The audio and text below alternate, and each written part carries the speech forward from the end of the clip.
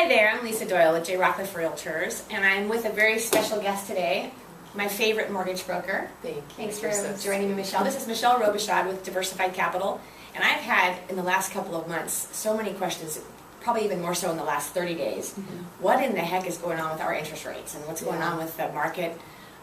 So tell them a little bit about where we are interest rates right now. We have had a bit of a jump, unfortunately. Yes, we have, but the good news is it's stabilized somewhat. Okay. So what we saw was due to the strength of the economy and some news that came out about all of that, and when that happens, what you see is people kind of react. The market reacts, and so we saw a jump in rates go into the 5s. But what's happened in the last week or so is we've seen that stabilize, so now we're like back in the 4s. Right. So those rates under 4%, you think those are pretty much gone forever? Hopefully not forever. You know, and I'd be a billionaire if I could predict for sure. Right. But I do think that they're gone for a long time. I know. I'm helping a family buy a home right now, and he said, "Gosh, do you think we should wait till they go back to under 4?" Yeah. And I thought, you know, I don't know. If you want to wait forever, the more likely fear that I have is that we'll probably rise. Yeah, we're going to see a consistent rise. I would suspect. I think so also. And hopefully not too high. I mean, we have been incredibly spoiled the last several years with rates that are under 4%. Gosh, when the average rate in the last 20 to 30 years has been what, 7% or a little bit more, right? On the average. So, yes. So we are historically still at very, very low. That's correct. Very low rates. So what do you think is going to happen over this next year? It's like, is there any rumors about when we should see the rise, or are we going to stay stable for a length of time? What do you think? I think that we're going to stay about where we are for at least the end of, I would say, 2014, just like how the Feds had come out and said that they were going to keep the rates low. Right.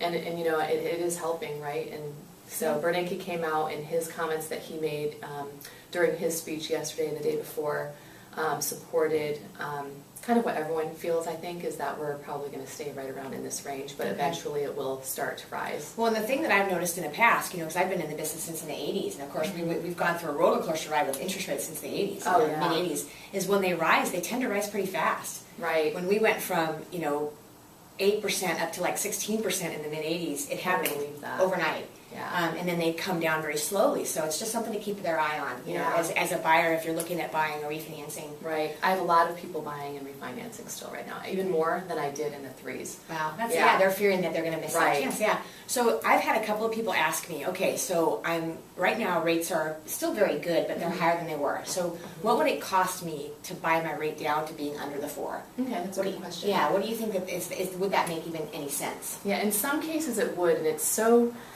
specific to each scenario anymore now.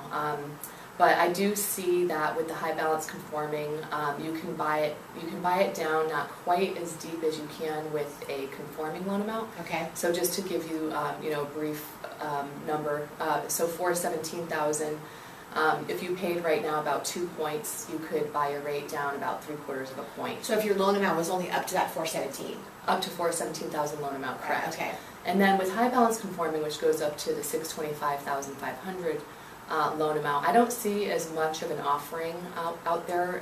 And as you know, I'm an employee of a bank, but I also broker. And just the spread is only I'm seeing about 1/3 of a point. And it only changes your rate by about 1/8%. Right. So the extra cost up front would take many years to pay to make it worth it. Right. Unless I have some off-sheet pricing, which I'm always willing to call in and try to see if I could do that for people. So now, what about adjustables? We know that adjustables in today's world, I don't recommend for most people because interest rates at a 30-year fixed, if you could still get a very good rate, that's a good thing to consider. But for those that do want adjustables, what's possible right now? Right. How low can they get? I've really only looked at one lately because everyone that I'm working with is in the 30-year fixed range, our program. But I want to say that you can go about 1% lower than what the 30-year fixed offers. Okay. So still getting the high 3s with the adjustable. Yeah. For those that 100% know they're not going to be in their home longer than, say, 7 to 10 years, that might be something to consider. So we can talk about that. Well, great. Yeah. Well, thank you so much, Michelle. And as you guys know, we are going to keep you up to speed on exactly where we are with interest rates. If you're looking at buying or refinancing, definitely call Michelle anytime. She's, like I said, the best we've ever worked with. You're so nice. Yeah. Thank you so much. And the feeling is mutual. Thank you. Thank you. Give them your contact information if you would. Okay. So my cell phone number is 925-876-1213. And Michelle, again, she works with a company called Diversified Capital. So I'll look forward to seeing you guys soon. Call me if you have any questions at all. Mm-hmm.